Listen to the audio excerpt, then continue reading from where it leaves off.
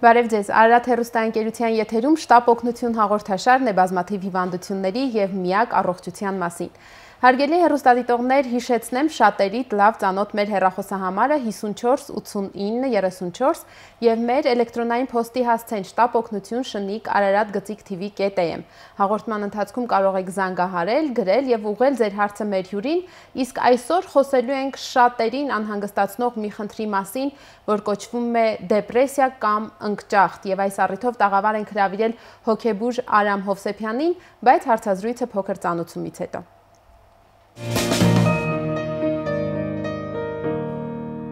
Տրամադրության անկում, խզում հուզական վիճակի և իրականության միջև։ Դեպրեսիան կամ ընկճախտը 21-րդ դարի ամենատարածված խնդիրներից մեկն է համարվում։ Կա տեսակետ, որ 1 տասնամյակ անց այն իր տարածվածությամբ կգերազանցի նույնիսկ սիրտանոթային հիվանդություններին։ Դեպրեսիայի ժամանակ միայն տրամադրությունն ու ինքնազգացումը չէ, որ տուժում են, անկում ապրում։ Հնարավոր է նաև մտածողության դանդաղում, ուշադրության անկայունություն, շարժողական արգելակում, քնի խանգարում և հյուծվածություն։ Մարդը վատատես է դառնում, իջնում է նրա ինքնագնահատականը, ոչինչի նկատմամբ հետաքրքրություն չի ունենում, ինքը իրեն մեղավոր է զգում։ Համաշխարհային վիճակագրության համաձայն հենց դեպրեսիան է ինքնասպանությունների 60%-ի պատճառը։ Իսկ որոնք են դեպրեսիայի պատճառները, հատկապես որ տարիքի մարդկանց է այն ավելի բնորոշ, ովքեր են դեպրեսիան բուժող մասնագետները ու ինչպիսի ջանքեր են անհրաժեշտ դրա համար։ Ժամանակավոր թե լիակատար է լինում բուժումը դեպրեսանտներով և վերջապես ինչ անել խուսափելու համար անտանելի ընկճախտից։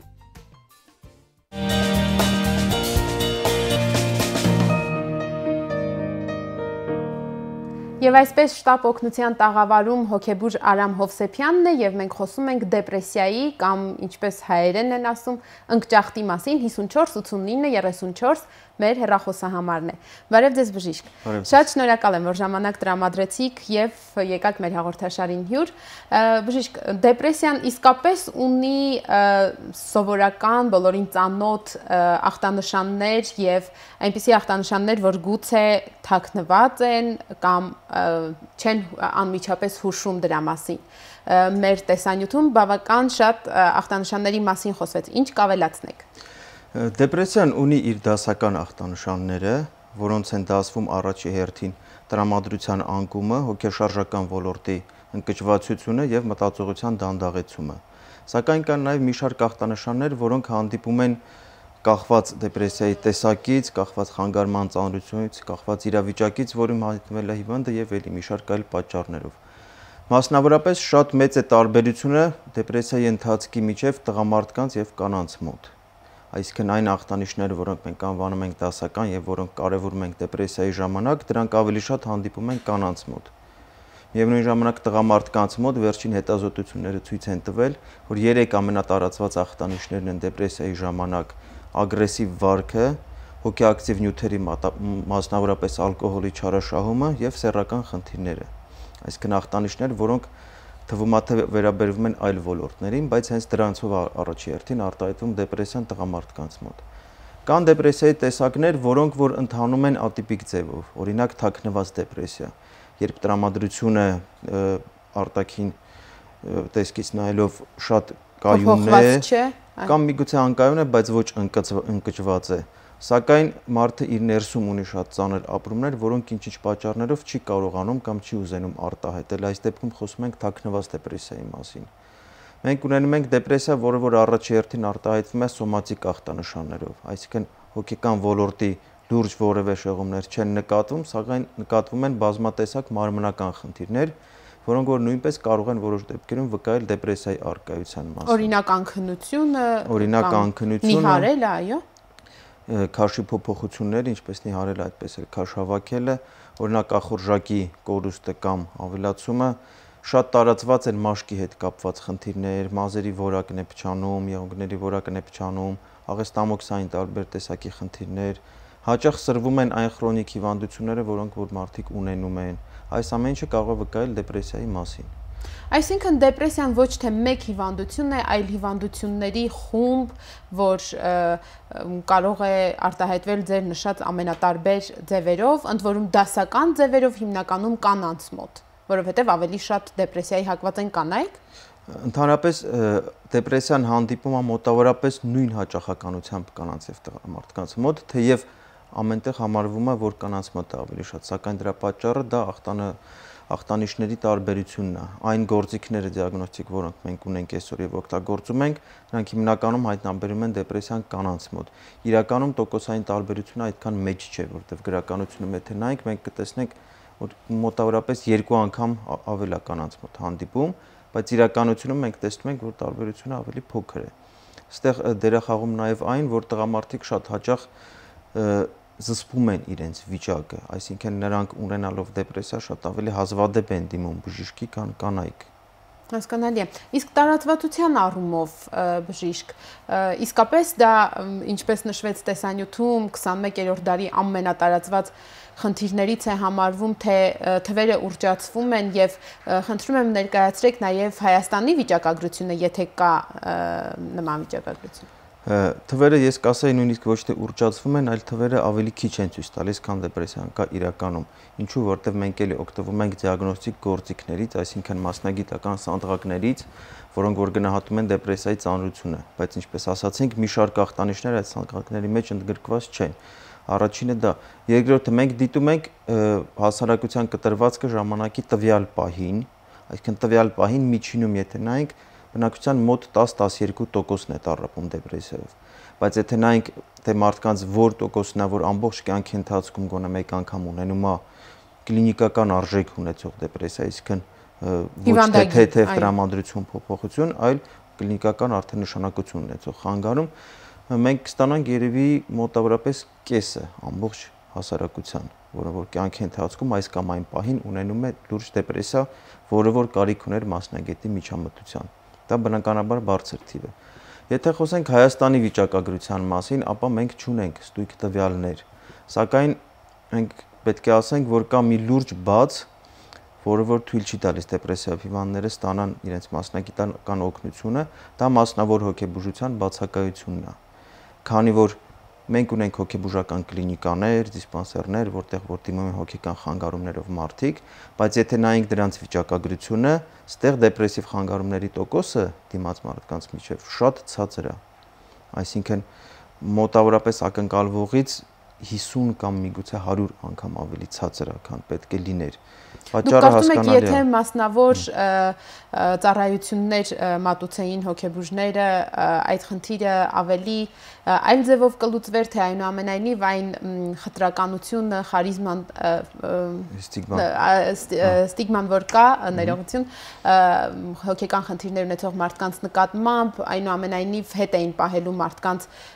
բժշկին դիմելուց։ Դե եկեք պատկերացնենք մարդ, որի տրամադրությունը ընկել է, ինքը կգնա հոգեբուժարան բուժվելու, չի գնա բնականաբար, միգուցե եւ սխալ կանի, բայց չի գնա, քանի որ մարդիկ պատկերացնում են, որ եթե գնում են հոգեբուժարան, այնտեղ նրանց պետք է պարկացնեն բաժանմունք, այնտեղ նրանց պետք է տան հոգեմետ տեղեր, որոնք չգիտես ինչի մարդիկ կարծում են, որ շատ վտանգավոր են, այնտեղ նրանք պետք է տեսնեն լուրջ հոգեկան խանգարումներով մարդկանց, որոնցից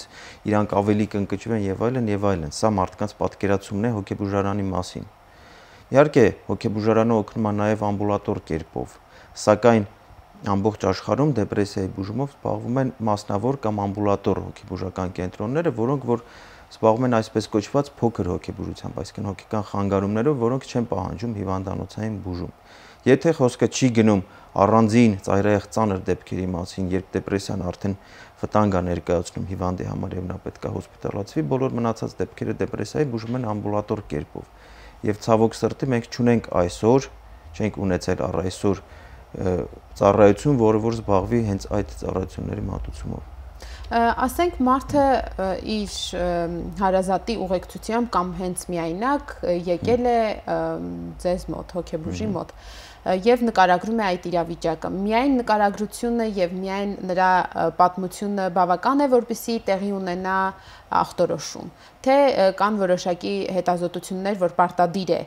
դեպրեսիայի ախտորոշման համար։ Եթե խոսքը գնում է զուտ կլինիկական հետազոտման եւ ախտորոշման մասին, այս դեպքում հաճախ միայն կլինիկական զրույցը բավարար է, քանի որ լինում են դեպքեր, որտեղ ամեն ինչ ակնհայտ է։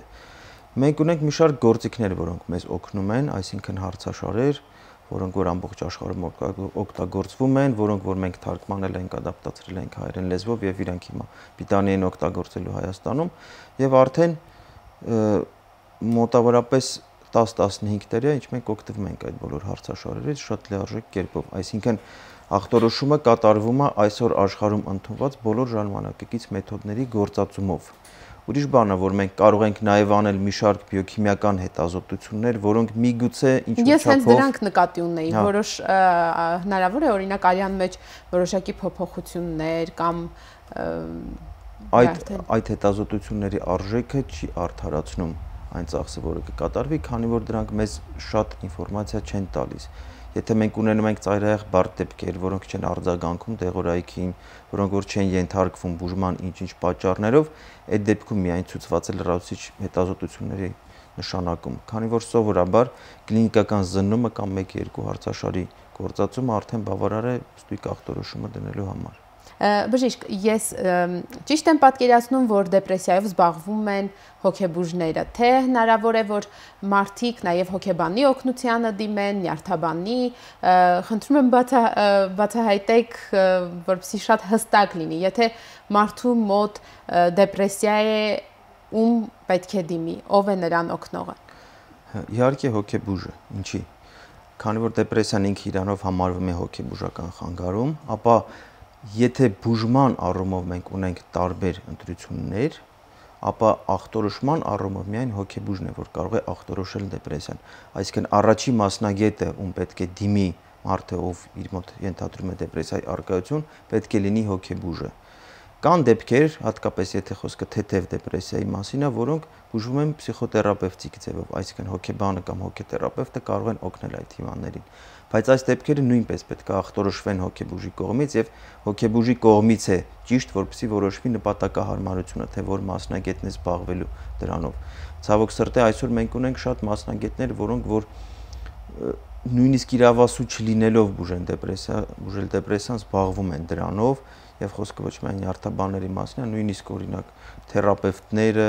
նույնիսկ ոչ բժիշկները ցավոք դա մեր հասարակության խնդիրն է, որը որ ինձ թվում է բոլոր ոլորտների մասնագետների ինձ հետ կհամաձայնվեն, դա սխալ է, ինչու։ Նյարդաբանը զբաղվում է նյարդային համակարգի խանգարումներով։ Հոգեբանը զբաղվում է մարդու հոգեկան աշխարհի առանձնահատկություններով, ոչ թե խանգարումներով։ Հոգեբուժն է, որ զբաղվում է հոգեկան խանգարումներով եւ հոգեկան հիվանդություններով, որոնց դասին պատկանում է նաեւ դեպրեսիան։ Եթե հոգեբուժը գտնում է, որ այս դեպքում պետք չէ նշանակել դեղորայք, կարելի է լուծել խնդիրը պսիխոթերապևտիկ ձևով, հավատացեք, որ ոչ մի լուրջ հոգեբուժ չի սկսի ավելորդ դեղեր նշանակել հիվանդին եւ բարդացնել առանց այդել նրա վիճակը։ Իսկ գուցե հենց մարդիկ իրենք չեն ցանկանում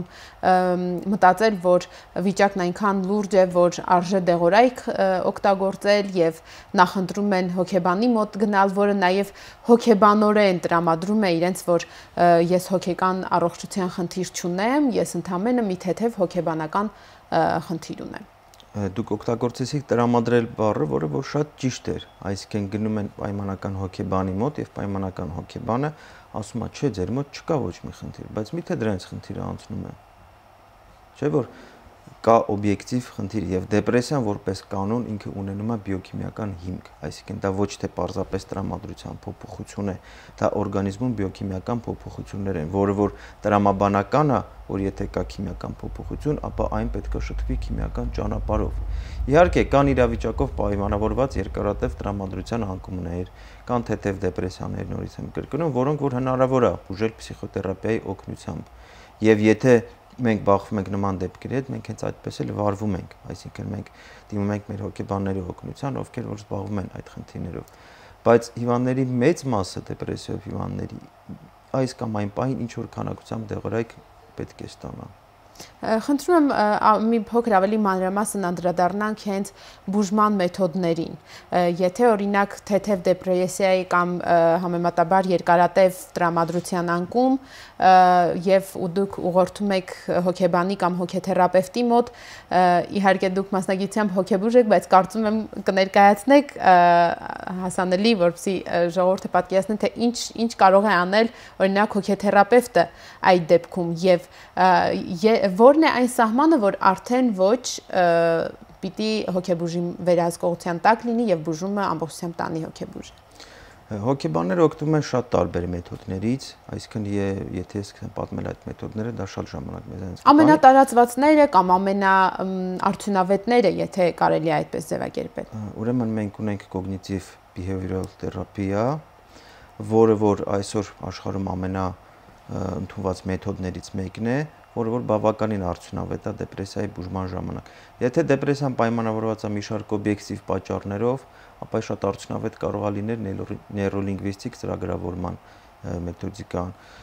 Մենք ունենք փսիխոդինամիկ մոտեցումներ, որոնք նույնպես էֆեկտիվ են, այսինքն ընտրությունը մեթոդիկայի կատարվում է հիմնվելով հիվանդի վիճակի եւ հիվանդի անձի վրա։ Այո։ Քանի որ տարբեր տեսակի անձիկ տարբեր ձև են արձագանքում փսիխոթերապիային, այսինքն մենք ընտրություն ենք կատարում հիմնվելով ոչ միայն հիվանդության, այլ նաև անհատի վրա, որը որ մեզ դիմել է։ Դրա հիման վրա արդեն ընտրվում է բուժման մեթոդը եւ հոգեթերապևտը սկսում է աշխատել։ Ինչ վերաբերում է հոգեբուժի միջամտությանը, հենց դրա համար եմ ես ասում, որ առաջի այցը պետք է լինի հոգեբուժի մոտ, որովհետեւ նա պատկերացնելով վիճակը արդեն կառուցում է ամբողջ հետագա աշխատանքի ստրատեգիա։ Ինչպես պետք է այս հիվանդը բուժվի, ինչքան ժամանակ է մեզ դրա համար անհրաժեշտ լինելու, ինչ մեթոդներ մենք ունենք մեր աշխարհում, որ եթե մի մեթոդը չօգնի, մենք դիմենք մյուսին, այդ ամենը որոշում է հոգեբուժը։ Եվ հետագայում նրա միջամտությունը ցանկացած պահին, եթե երկկողմանի աշխատանք կա, երկկողմանի կապ կա հոգեբուժի եւ հոգեբանի միջեւ, միջամտությունը ցանկացած պահին կարող է կատարվել, եթե դրա անհրաժեշտությունը եղավ։ Իսկ հակադեպրեսանտներ սովորաբար նշանակելուց հետո կա վիճակագրություն, թե մարդիկ կախվածության մեջ են ընկնում այդ դեղորայքից եւ ցանկացած փոքր խնդրի դեպքում անգամ ուզում են օգտագործել հակադեպրեսանտները վիճակից շուտ դուրս գալու համար, թե չափաբաժինները բժիշկը այնպես է նշանակում, որ այդ կախվածության հարցը չծագի։ Բնականաբար բարեբախտաբար այն հակադեպրեսանտները, որոնք որ մենք այսօր ունենք Հայաստանում, դրանք դասվում են աշխարհի համարյա թե կարելի ասել անվտանգ դեղերի շարքին, այսինքն դրանք չեն առաջացնում կախվածություն, դրանք չունեն որևէ լուրջ կողմնակի էֆեկտներ, դրանք շատ հանգիստ կարելի է օգտագործել երկարատև տարիների ընթացքում առանց վախենալու, որ դրանք ինչ-որ լուրջ հետևանքների կբերեն։ Եթե մենք ունենում ենք կախվածության դեպքեր, դա խոսում է նրա մասին, որ դեղորայքը գրագետ չի նշանակվել կամ տեղին չի նշանակվել։ Դրա համար պետք է ամեն ինչ կատարվի բժշկի հսկողության տակ։ Առհասարակ արդյոք սիրում են, անգամ գալիս են բժշկի մոտ, խորհուրդը հարցնում են, գումարը վճարում են, հետո գնում են տուն, ասում են դե լավ, հիմա ես արդեն գիտեմ ինչ պետք է անեմ, ու սկսում են իրանց հայացողությամբ, կախված իրանց ինքնազգացողությունից, դոզաներ բարձրացնել, իջացնել, ընդհատել բուժումը, հետո նորից վերսկսել, այսինքն արդեն իրանք են դառնում իրանց բուժնի։ Նման դեպքերում կախվածություն կարող է զարգանալ։ Ճիշտ է, այստեղ խոսքը լուրջ քիմիական կախվածության մասին չի, որտեղ այն միևնույն է չի զարգանում, բայց հոգեբանական որոշակի կախվածություն դեղորայքից այս հիվանդները ստանում են, որտեղ փոխանակ սովորեն իրանք սեփական անձի միջոցով իրենց վիճակը շտկել, իրանք սովորում են իրենց վիճակը շտկել դեղի միջոցով, որը որ ոչ մի դեպքում ցանկալի չէ։ Դեղորայքը պետք է նշանակվի անպայման բժշկի կողմից եւ ամբողջ ընթացքը դեղորայքային բուժման պետք է վերահսկվի բժշկի կողմից։ Այս դեպքում ես երաշխավորում եմ, որ որևէ անտիդեպրեսանտ կախվածություն կամ լուրջ կողմնակի էֆեկտ չի առաջացնում։ Երևի հենց նման դեպքերն են, որ ասենք եթե նույնիսկ դեղահաբը փոխեն, մարդիկ կարող են ընդունել եւ տրամադրել իրենց, որ այո, արդեն հակադեպրեսանտը խմեցի եւ ամեն ինչ ինձ մոտ նորմալ է։ Այո, իհարկե, որտեվ դեղորայքային հետազոտությունները, որոնք որ կատարվում են, շատ հաճախ բուժող պրեպարատը համեմատվում է պլացեբո պրեպարատի հետ, այսինքն դատարկ դեղահաբի հետ, որը որ բուժում է միայն իր հոգեբանական ազդեցության շնորհիվ, եւ մենք տեսնում ենք ոչ թե անտիդեպրեսանտների ցածր ազդեցություն, մենք տեսնում ենք պլացեբոյի բավականին բարձր էֆեկտ, հա, այսինքն մոտ 20-30%-ով լավացում վիճակի պլացեբոյի օգնությամբ համարյա թե բոլոր հետազոտություններում ստանում են։ Հետաքրքիր է։ Մենք ունենք հեռախոսազանգ բժիշկ, լսենք հեռուստադիտողին, ալո։ Բարև ձեզ։ Բարև ձեզ։ Բժիշկ ջան, իմ մոտ մի խնդիր կա, օրինակ ջղայնանալու ներշնչելուց հետո շունչս ոնց որ կտրվի, ինչ կարելի է դրա դիմաց, ասենք, ինչ միջոցներով կարելի է դա բուժել։ Շնորհակալություն։ Շնորհակալություն։ Շնչահեղձությունը չգիտեմ որքան կապ ունի դեպրեսիայի հետ, գուցե ախտանշաններից մեկն է։ Դատելով զանգահարողի ձայնից, ես ենթադրում եմ, որ նա տարիքով մարդ էր, այսինքն այս դեպքում հնարավոր է մենք ստեղ ունենանք սրտաբանական խնդիր։ Եթե բացառում ենք սրտաբանական խնդիրը, ապա առաջին ինչի մասին մենք կարող ենք մտածել, դա տագնապն է, քանի որ տագնապային վիճակին բնորոշ է շնչահեղձություն, օդի չհերիքելու զգացումը, հնարավոր է տվյալ դեպքում մենք հենց տագնապի հետ գործ ունենք։ Այսինքն տվյալ դեպքը ստույգ պատասխան տալու համար մենք պետք է առաջին հերթին խորհուրդ տանք սրտաբանական հետազոտություն մեր հեռուստադիտողին, որից հետո արդեն հոգեբուժի խորհրդատվություն, որը որ հիմնվելով արդեն եւ այդ ծնման արդյունքների վրա եւ հիվանդի հետ մանրամասն զրույցի հիման վրա կտա իր պատասխանը։ Հավանաբար այստեղ երկու հիմնական պատճառը կարող է լինել կամ սրտաբանական խնդիրները կամ տագնապի առկայությունը։ Իսկ դեպրեսիայի մեջ գտնվող մարդիկ ընդհանրապես ջղայնանում են։ Իհարկե, ես ասացի հաղորդման սկզբում, որ տղամարդկանց մոտ հիմնական ախտանիշներից մեկը դա էմոցիոնալ անկայունությունն է եւ վարքի ագրեսիվությունը։ Այսինքն անկայունությունը կարող է արտահայտվել նաեւ չափից դուրս ջղային վիճակներով, ոչ թե ընդհակառակը պասիվ։ Այսինքն տատանումը ոչ միայն դեպի իջեցում, պասիվություն, այլ նաեւ դեպի ագրեսիվություն, ակտիվություն, ջղային են լինում, բղավում են։ Այո, մենք էլեկտրոնային փոստով նույնպես հարց ենք ստացել։ Հեղինակը գրում է, խնդրում եմ ասեք, թե դեպրեսիան բնորոշ է նաև երեխաներին եւ եթե կա մանկական դեպրեսիա, 1-2 բառով խնդրում եմ ներկայացրեք այն, որովհետեւ ես կասկածում եմ, որ իմ փոքրիկի մոտ, որը 5 տարեկան է, նման խնդիր կա, նա չի ուզում շփվել մեզ հետ։ Դեպրեսիան, եթե մենք նայենք խիստ իր սահմանումով, բնորոշ չէ երեխաներին, մինչև երևի դեռահաս տարիքը, սակայն երկարատև տրամադրության անկումը երեխաների մոտ բերում է արտաքնապես այլ կերպ արտահայտվող մի շարք խանգարումների, որոնք նույնպես կարող են դիտվել որպես դեպրեսիա, քանի որ դրա հիմքում ընկած է հենց տրամադրության անկումը։ Դրանք կարող են լինել վարքային խանգարումներ, օրինակ հրաժարվում են շփումից, օրինակ դառնում են ագրեսիվ, դառնում են չլսող, շատ հաճախ լինում են տարբեր տեսակի կպչունություններ, կպչուն շարժումներ, կպչուն գործողություններ, այս ամենը վկայում է փոփոխված էմոցիոնալ ֆոնի մասին։ Եվ իհարկե կարիք կա դիմելու մասնագետին, տվյալ դեպքում մանկական հոգեբուժին։ Եվ երկրորդ հարցը կրկին ծնող է գրողը, ասում է իսկ դեռահասների մոտ դեպրեսիայի արտահայտման ձևերը նույնպես նման են մեծահասակների ախտանշաններին, ինչը նշեց բժիշկը, եւ ասում է դեռահասների դեպքում ընդունված է դեղորայքային բուժումը, թե ավելի լավ է, որ հոգեթերապևտի կամ հոգեբանի մոտ գնանք։ Դեռահասների մոտ, ինչպես եւ ամեն ինչ այդ տարիքում, կարող է արտահայտվել ավելի ցայտուն, այսինքն այստեղ ավելի մեծ դեր են խաղում վարքային նկատելի խանգարումները։ Կտրուկ կարող է փոխվել դեռահասների վարքը, ավելի շատ անհանգստություն առաջացնի, քան թե օրինակ նույն ծանրության դեպրեսիան մեծահասակի մոտ, որովհետև ավելի շատ փոխի երիտասարդի վարքը։ Նրանք նույնպես կարող են շատ հաճախ ագրեսիվ լինել, չենթարկող վարք ցուցաբերել, որ ի սկզբանե բնորոշ է այդ տարիքին եւ ցանկացած խանգարման դեպքում սրվում է այդ վիճակը։ Հաստորեն ագրեսիան դեպրեսիայի նշան կարող է լինել։ Կարող է լինել, իհարկե դա չի նշանակում, որ եթե մենք ունենք ագրեսիա, մենք առաջերտին մտածում ենք դեպրեսիայի, բացարձակ։ Սակայն ագրեսիան չի բացառում դեպրեսիայի առկայությունը, այսպես ավելի ճիշտ կլինի ասել։ Իսկ դեղորայքային բուժումը դեղորայքային մոտ 13-14 տարեկանից սկսած արդեն նրանք մեծահասակին հավասար կարող են ընդունել այդ դեղորայքը, որովհետև հետազոտություն, որը որ վկայի վտանգավորության մասին ավելի փոքր երեխաների մոտ հակադեպրեսանտների մենք չունենք, սակայն դա չի նշանակում, որ նրանք անվտանգ են։ Այսինքն մինչև 16 տարեկանների մոտ դեղորայքը պետք է նշանակվի միայն այն դեպքում, եթե մենք ուրիշ մեթոդ չունենք բուժելու, եթե մենք ուրիշ մեթոդ, նա բնականաբար նախընտրելի է։ Ես տեսնում եմ, որ մենք նորից ունենք այստեղ հարց։ Հեղինակը գրում է, խնդրում եմ ասեք, որ սերը իսկապես կարող է դառնալ դեպրեսիայի պատճառ, թե ոչ, իմ ընկերուհին վերջին շրջանում շատ անուշադիր է դարձել եւ դյուրագրգիռ, ես կարծում եմ, որ դա չհաջողված սիրո հետևանքով է։ Դա կարող է բերել դեպրեսիայի։ Ցանկացած տեսակի հոգեկան ապրում, որը որ շատ ուժեղ է, կարող է բերել դեպրեսիայի, ընդ որում խոսքը ոչ միայն բացասական ապրումների մասին է։ Սերը իհարկե կարող է դառնալ, որտեղ հատկապես դեռահաս տարիքում դա ամենաուժեղ էմոցիան է, որ մենք ապրում ենք, եւ բնականաբար, եթե ունենում են ինչ-որ անհաջողություններ այդ ոլորտում, նրանք ընկճվում են։ Եվ պետք է հաշվի առնել, որ այդ տարիքում մարդիկ դեռ չեն տիրապետում այն բոլոր մեթոդների, որոնք որ օգնում են իրենց հաղթահարել դժվարությունները եւ այս տարիքում շատ ավելի բարձր է ռիսկը բաց թողելու ձեռքից վերահսկողությունը իրավիճակի եւ արդեն ընկնելու իսկականից այնպիսի դեպրեսիայի մեջ, որ կարիք ունի մասնագետի միջամտության։ Ինչ պետք է անեն այդ դեպքում ընտանիքի անդամները եւ հատկապես ծնողները կամ գուցե ընկերները։ Այս պահին մեզ լսում են տարբեր տարիքի մարդիկ եւ ձեր խորհուրդը,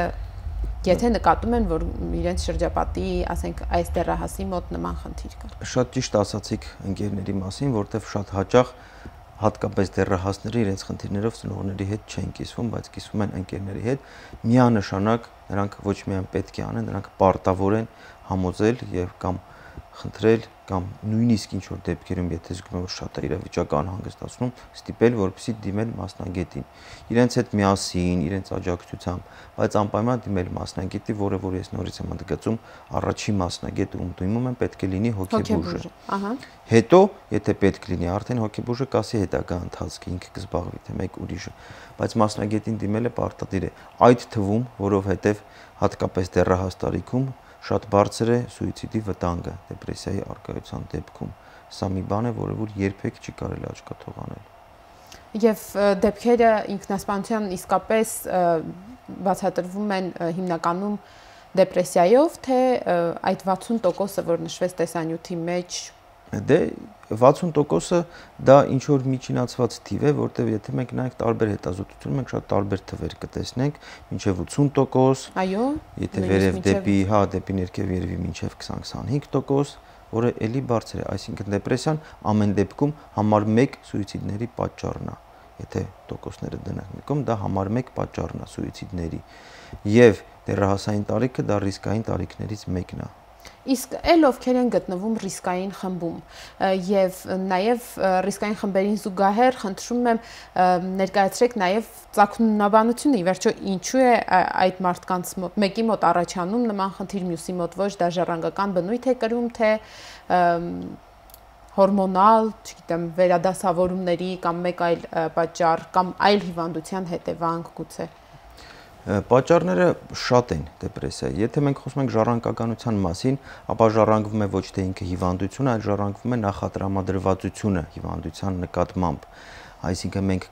կարող ենք ունենալ անձ, որը որ ավելի հակված է դեպրեսիվ ռեակցիա տալու տարբեր կյանքի իրադարձություններին։ Մենք կարող ենք ունենալ անձ, որի պաշտպանողական ռեակցիան տարբեր ստրեսերի արտահայտվում է հենց դեպրեսիայի տեսքով։ Դա է ժառանգում, ոչ թե ինքը հիվանդությունը։ Սակայն բացի ժառանգական գործոնից, սա այն խանգարումը չէ, որտեղ մենք առաջի տեղն ենք դնում ժառանգական գործոնը, կան նաև միջավայրի գործոնը, որը որ ավելի կարևոր է։ Ինչի, որտեղ մարդ իր կյանքում անընդհատ ենթարկվում է տարբեր տեսակի ստրեսների եւ նույնիսկ դրական ստրեսները, օրինակ ըստ ստրեսի սանդղակի, բնակավայր փոխելը, տնից տեղափոխվելը ավելի լավ տուն, ինքը հանդիսանում է բավականին լուրջ ստրես եւ կարող է պատճառ դառնալ դեպրեսիայի։ Օրինակ ամուսնությունը, որը որ թվում է թե միայն երջանկություն պետքա բերի, նույնպես կարող է դառնալ պատճառ դեպրեսիայի, անկախ նրանից այդ ամուսնությունը երջանիկ է թե ոչ։ Այսինքն պատճառները ամենտեղ են, որտեղ էլ մենք մեր շուրջ նայենք, մենք կտեսնենք պատճառ, որը որ կարող է բերել դեպրեսիայի։ Այստեղ նաև կարևորում ենք ռիսկի խմբում կարող են հայտնվել բոլորը։ Ռիսկի խմբերի մասին հիմա մենք խոսանք, բայց ասածս ինչա, որ մենք պետքա կարևորենք, ես կուզենամ, որ մենք դրան անդրադառնանք, դեպրեսիայի կանխարգելման դերը։ Բժիշկ, խնդրում եմ շարունակենք խոսակցությունը ռիսկի խմբերի մասին։ Ուրեմն ռիսկի խմբերը, եթե մենք առանձնացնենք ըստ տարիքի, ապա ունենք երկու ռիսկային տարիք, դա դեռահաս տարիքն է, երիտասարդ տարիքը եւ 50-ից 60-65 տարիքը հատկապես կանանց մոտ կլիմակտերիկ, նախակլիմակտերիկ շրջանը, որը որ կապված է ոչ միայն կլիմաքսի հետ, այլ նաև մեր հասարակական առանձնահատկությունների հետ, այսինքն դա այն տարիքն է, երբ որ կանայք, որոնք որ ամբողջ կյանք եղել են ընտանիքի սիրտը, ընտանիքի մեջքը, եղել են ամբողջ ուշադրության կենտրոնում, եղել են բոլորին անհրաժեշտ, հանկարծակի դառնում են մարդիկ, ովքեր ոչ մեկին պետք չեն, որոնցով ոչ մեկ չի հետաքրքրում եւ դա նույնպես լուրջ գործոն է հանդիսանում դեպրեսիայի զարգացման։ Այսինքն տարիքային առումով դրանք են ռիսկի խմբեր։ Ռիսկի խմբերի մեջ են մտնում մարդիկ, ովքեր տառապում են որևէ տեսակի քրոնիկ հիվանդություններով, քանի որ հիվանդությունը հյուծում է օրգանիզմը, հիվանդությունը հաճախ ուղեկցվում է ցավային ախտանիշներով, որոնք որ նույնպես կարող են բերել դեպրեսիայի։ Ռիսկի խմբի մեջ են մտնում գործազուրկ մարդիկ, սոցիալապես անապահով մարդիկ, որոնք որ օբյեկտիվ պատճառներով բնականաբար ընկճված են ապրում։ Ռիսկի խմբի մեջ են մտնում մարդիկ, ովքեր որ ունեն դժվար աշխատանք ռիսկային որևէ տեսակի, օրինակ փրկարարները, բժիշկների մի շարք ներկայացուցիչներ, այսինքն ցանկացած էքստրեմալ մասնագիտության ներկայացուցիչներ նույնպես ռիսկի խմբի մեջ են։ Ռիսկի խմբի մեջ են մտնում նաև այն մարդիկ, ովքեր որ աշխատում են սոցիալապես անապահով խմբերի հետ, օրինակ ծերերին խնամողները, օրինակ հիվանդներին խնամողները, երկրորդային ազդեցությունները։ Այո։ Այսինքն եթե մենք փորձենք նայել, բնակչության զգալի տոկոսը իրոք մտնում է ռիսկի խմբի մեջ։ Շատ լավ կլիներ, եթե մենք ունենայինք հնարավորություն այդ բոլոր ռիսկային խմբերում կատարել պրոֆիլակտիկ զննումներ, ցավոք դա շատ թանկարժեք։ Կանխարգելման մասին բժիշկ խոսենք երկրորդ հեռախոսազանգը լսելուց հետո, ալո։ Բարև ձեզ։ Բարև ձեզ։ Առավոտյան զարթնելուց հետո իմ տրամադրության քրիստանկում արվում ու ամենավատ բաներն եմ մտքովս ասում, լավ բան ոչ մի բան չի։ Այդ օրվա ընթացքում կամաց տրամադրությունս փոխվի։ Դա ինչ է իմ մոտիք։ Դեպրեսիա թե ուրիշ բան։ Շնորհակալություն։ Հենց առավոտյան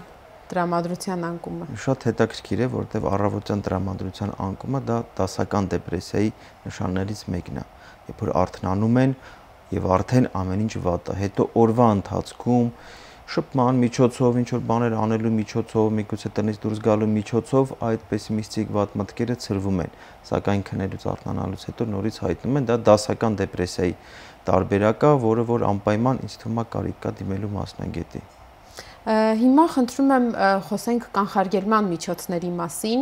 ինչ անեն մարդիկ, որպեսզի չհայտնվեն դեպրեսիվ իրավիճակում եւ իրենց շրջապատի մարդիկ եւ նաեւ ինչ կլինի, եթե այնուամենայնիվ դեպրեսիան չբուժվի, այսինքն հայերին բնորոշ սովորությամբ ասենք կանցնի ու ինչպես ասում են դանակը հասնի ոսկորին։ Նախ ասենք որ կա կանխարգելման մի քանի տեսակ։ Առաջի տեսակը դա կանխարգելումն է բոլորի համար։ Այս դեպքում իհարկե մարդիկ պետքա իրենց վրա աշխատեն, այսինքն մարզեն իրենց անձը, ձեռք բերեն հմտություններ ստրեսը հաղթահարելու, ձեռք բերեն հմտություններ տրամադրությունը իրենց կայուն պահելու, ձեռք բերեն հմտություններ տարբեր տեսակի դժվարությունների միջով անցնելու, որը որ անձնային աճ է կոչվում այդ ամեն ինչը եւ այստեղ դա ինչպես է հնարավոր, ինքնակրթությամբ, անպայման նաեւ ինքնակրթությամբ եւ միգուցե մասնագետների օգնությամբ, իհարկե բոլորը չեն որ կարող են իրենց դա թույլ տալ, բայց այն մարդիկ, ովքեր հնարավորություն ունեն դիմելու մասնավորապես հոգեբաներին, ովքեր որ մշակում են նման ծրագրեր, իրանք շատ կշահեն, որովհետեւ դա մարդու համար հիմք է դնում ամբողջ կյանքը հոգեպես առողջ ապրելու համար։ Շատ կարևոր է երեխաների ճիշտ դաստիարակությունը այս հարցում, այսինքն սովորացնել երեխաներին, որ կյանքում կա ոչ միայն լավը, այլ նաև վատը, սովորացնել երեխաներին, որ նրանք չպետք է ստանան ամեն ինչը, ինչ որ ուզում են, սովորացնել երեխաներին, որ հաճույքը դա մի բան է, որի համար պետք է աշխատել, ինչ որ ճանապարհ անցնել, ոչ թե ուղղակի կոճակը սեղմել եւ այդ հաճույքը ստանալ։ Այդ ամեն ինչը թույլատրում է երեխայի անձը եւ նա մեծանում է մի մարդ, որը որ շատ խոցելի է դառնում ցանկացած տեսակի ստրեսերի նկատմամբ։ Իսկ եթե չբուժվի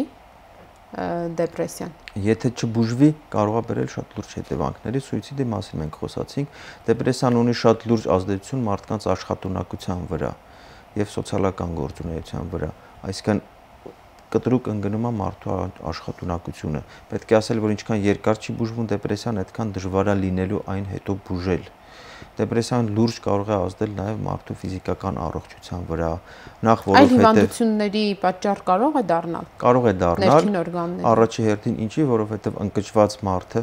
չի ուշադրություն դարձնում իր շատ խնդիրներին, բաց է թողում իր ուշադրության կենտրոնից եւ այդ խնդիրները զարգանում են առանց որևէ ուշադրություն ստանալու եւ ի վերջո ի հայտ են գալիս ինֆարկտի տեսքով, ինսուլտի տեսքով, լուրջ վիրաբուժական հիվանդությունների նույնիսկ կարող են բերել, օրինակ ընդունված տեսություն, հա, որ խոցային հիվանդությունը փսիխոգեն հիվանդություն է, ճիշտ այդ տեսությունը ապացուցված չէ ու հիմա արդեն ավելի քիչ են դրա մասին խոսում, բայց ամեն դեպքում կան մի շարք դեպքեր, որոնց ժամանակ կապը ակնհայտ է։ Եվ այստեղ մի հարց ստացանք նաև հետծննդաբերական դեպրեսիայի մասին, բժիշկ, խնդրում եմ ձեր խորհուրդը այն կանանց, դա գաղտնիք չէ, որ շատերի մոտ կամ նևրոզ է լինում հետծննդաբերական կամ դեպրեսիա, ինչ անեն եւ սովորաբար որքան ժամանակ հետո է դա անցնում, ու ընդհանրապես դեպրեսիան միջինացված, եթե կարելի է այդպես ասել, որքան ժամանակում է բուժվում։ Շատ հետաքրքիր հարց է, որովհետեւ մենք հիմա սկսել ենք զբաղվել հետծննդաբերական դեպրեսիաներով եւ մի շարք շատ հետաքրքիր դիտարկումներ ենք արել, մասնավորապես ինչպես եւ խոսում էին հետազոտությունները, մենք էլ ցավոք դրանում համոզվեցինք, որ հետծննդաբերական դեպրեսիան ուժեղ ազդեցություն է ունենում երեխայի վրա ամբողջ հետագա կյանքի ընթացքում, որտեղ մենք ուսումնասիրեցինք մի շարք դեպրեսիվ հիվանդներ եւ հայտնաբերվեց, որ նրանց մայրերը ժամանակին ունեցել են հետծննդաբերական դեպրեսիա։ Հետծննդաբերական դեպրեսիան նույնպես անպայման պետք է ստանա մասնագիտական օգնություն, ինչի, որովհետև այս ժամանակ մորը շատ պետք են իր ամբողջ ուժերը, նա պետք է մոբիլիզացված լինի, նա պետք է զբաղվի երեխայով, ոչ թե ինքը իրանով, որպեսզի խնդիրներ չառաջանան երեխայի մոտ։ Որպես կանոն, եթե դեպրեսիան նախկինում չի եղել ծնողի մոտ, ապա հետծննդաբերական դեպրեսիան լինում է թեթև կամ միջին արձանագրության, որը որ ենթարկվում է բուժման փսիխոթերապիայի միջոցով, այսինքն մենք կարիք չունենք կերակրող մորը տեղորայք տալու, սակայն ելի անպայման պետք է դիմել մասնագետի, որպեսզի դա չդառնա հետագա բարդությունների պատճառ։ Պարզ է, շնորհակալ եմ շատ բժիշկ հետաքրքիր զրույցի համար, հուսանք, որ իսկապես օգտակար ձեր խորհուրդները տեղ կհասնեն եւ մարդիկ ինքնակարգավորելով, ինքնակառավարմամբ ու նաեւ ուշադիր լինելով շրջապատի նկատմամբ դեպրեսիաներից ավելի շատ կխուսափեն։ Հարգելի հեռուստադիտողներ, հիշեցնեմ, որ այսօր մեր հյուրն էր հոգեբույժ Արամ Հովսեփյանը եւ մենք խոսում էինք դեպրեսիայի կամ ընկճախտի մասին։ Սա իրավիճակ է, երբ տրամադրության երկարատև անկում է լինում եւ որը կարող է բերել նաեւ բազմաթիվ այլ խնդիրների, որոնք մանրամասն ներկայացրեց այսօր բժիշկը, բայց ամեն ինչ կարելի է կառավարել, եթե չհասցնենք դանակը ոսկորին եւ հիշենք, որ առողջությունը կյանքում ամենաթանկ ունեցվածքն է։ Այսօր այսքանը, մինչ վաղը առողջ եղեք։